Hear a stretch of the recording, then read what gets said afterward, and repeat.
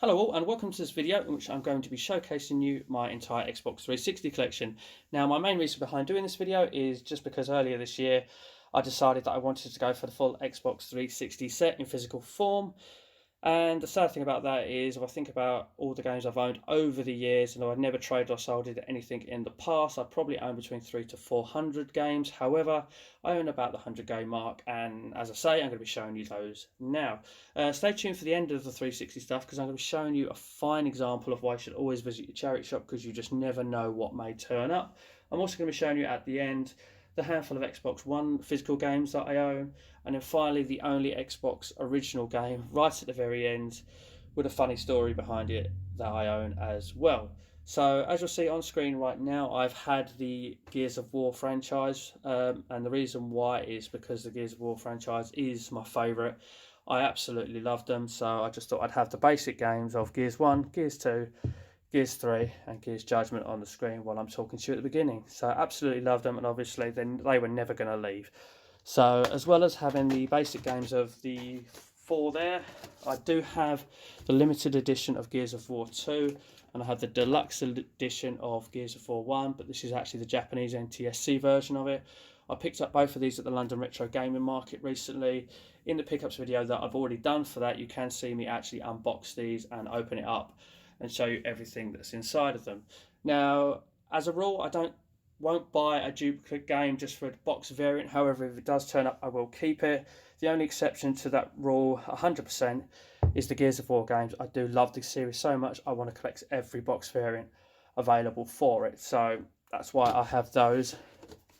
So let's crack on with more 360 games. I'm going to start off with some fighters. And first up, we have Mortal Kombat, or more affectionately known as MK9. We have Tekken 6, an absolutely cracking fighting game.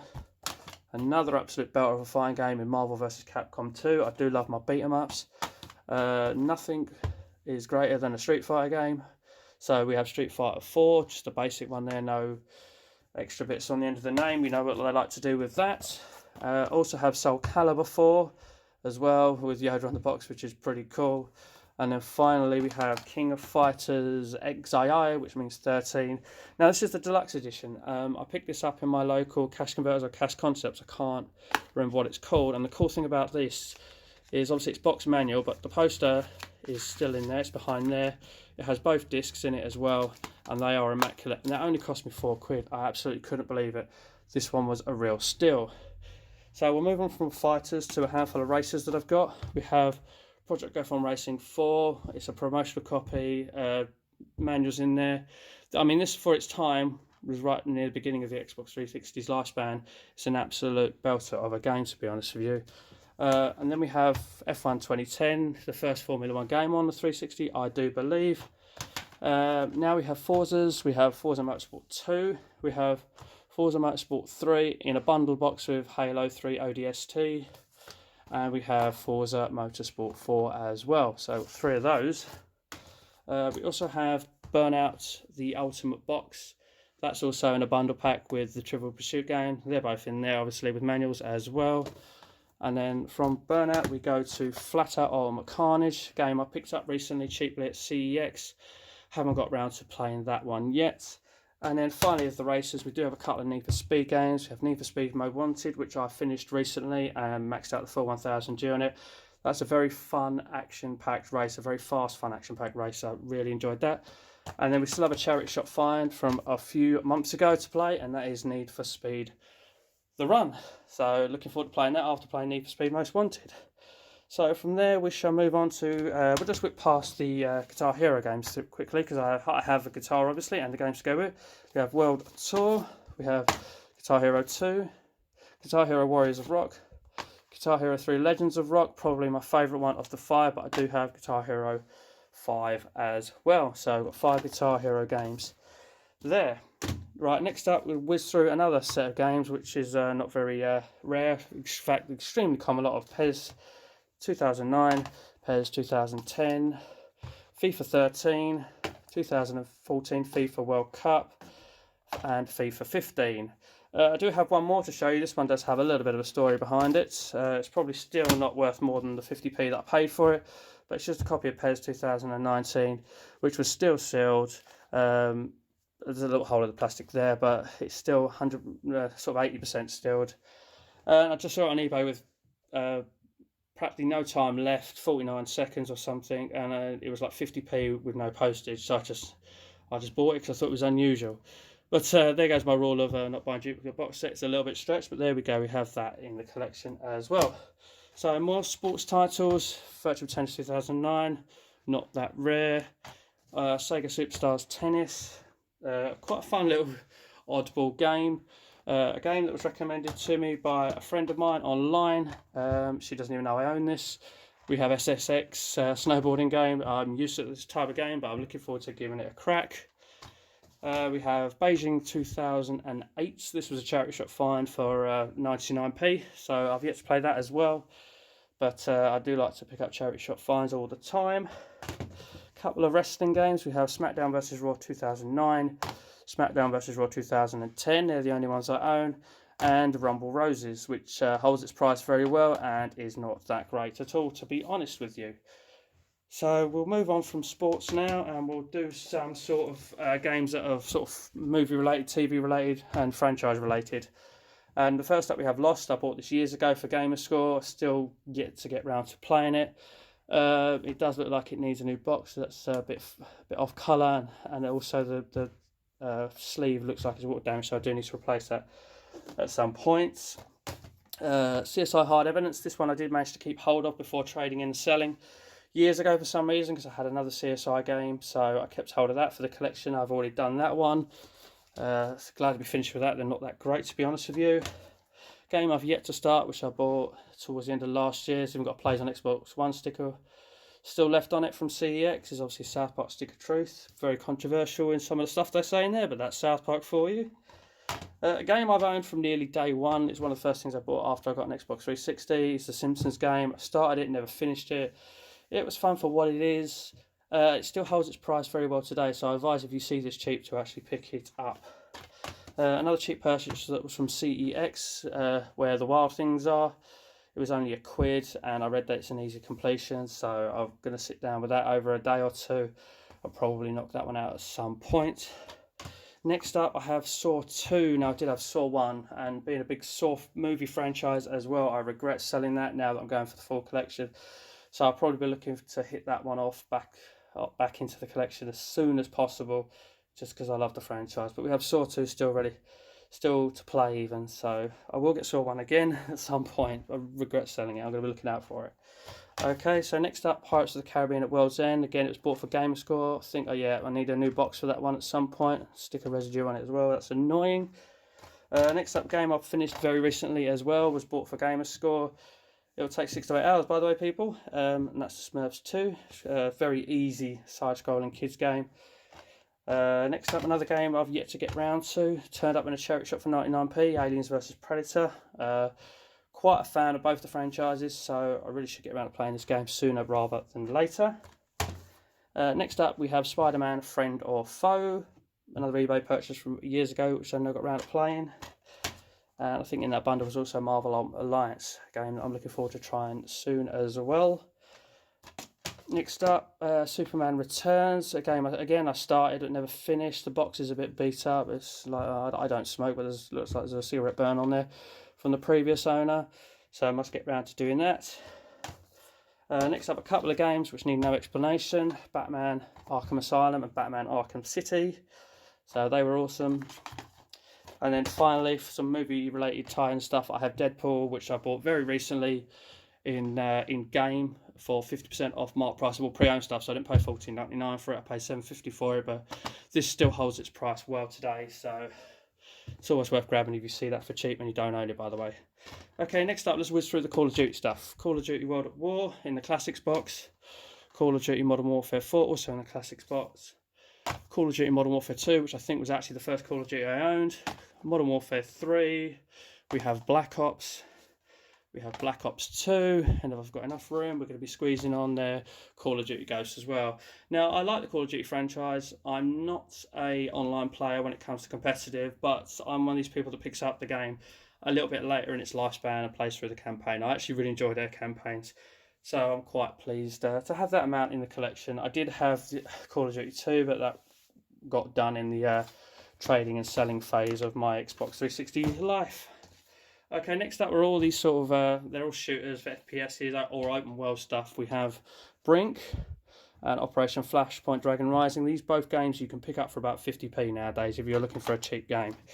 Next up, Heavy Fire Shattered Spear, one that turned up in CEX. It's easy gamer score, however, I have yet to do the veteran campaign. I've only played the basic one. Thing I picked up recently at the London Gaming Market, Bulletstorm Epic Edition. Again, I've always wanted to grab, but I snagged it there and then because I saw it had this little logo on here. So it's kind of Gears of War box variant in a roundabout way. Also there, I grabbed Wet. It's a game I'm looking forward to playing, so that will probably be one of the next ones on my list to do.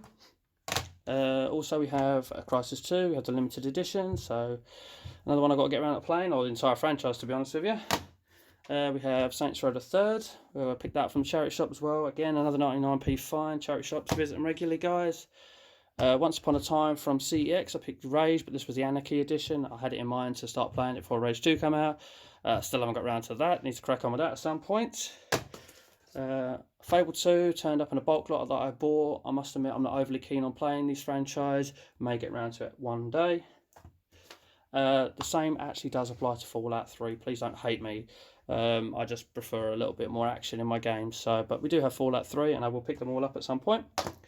We have Far Cry 2, Far Cry that I haven't actually played yet, but on to one that I have, and one that I absolutely smashed loads and loads of hours into. Honestly, completed the game, put over 1,000 hours into it probably, got the full 1000G, and I just couldn't put it down. Loved it so much. Couldn't recommend a game more. And obviously now there's a remaster on the Xbox One, which I have actually yet to play but do own. Next up, a game I know nothing about, which was a bit of a random purchase, again at the London Gaming Market recently. Risen 2 Dark Waters Special Edition. Looks like an open world pirate game, but I don't know anything about it. That's just what I've got from the back of the box. And then we have Grand Theft Auto 5, a game which I really haven't put enough time into, but I have put some into it. That's got the map, the manual and everything inside of that one too. So let's move on to a couple of Sega related games. We have Sonic Generations. Now this for me is very underrated. If you like your side-scrolling platformers and you like your Sonic, this has both sort of 2D and 3D ways of changing between the two and playing both styles of level. So I actually really recommend that. I recommend it despite the fact I probably only got about 75% of the way through it before I got distracted onto playing something else. So that's why it's still hanging around despite the fact I've owned it for years. And the other Sega game is the Mega Drive Collection, which if you like your retro stuff and you've got a 360, it's an ideal title for you to be owning. It's also an easy 1000 gamer score. Let's just throw that in there. However, you will need a second controller. Okay, let's move on to some horror related stuff that I have.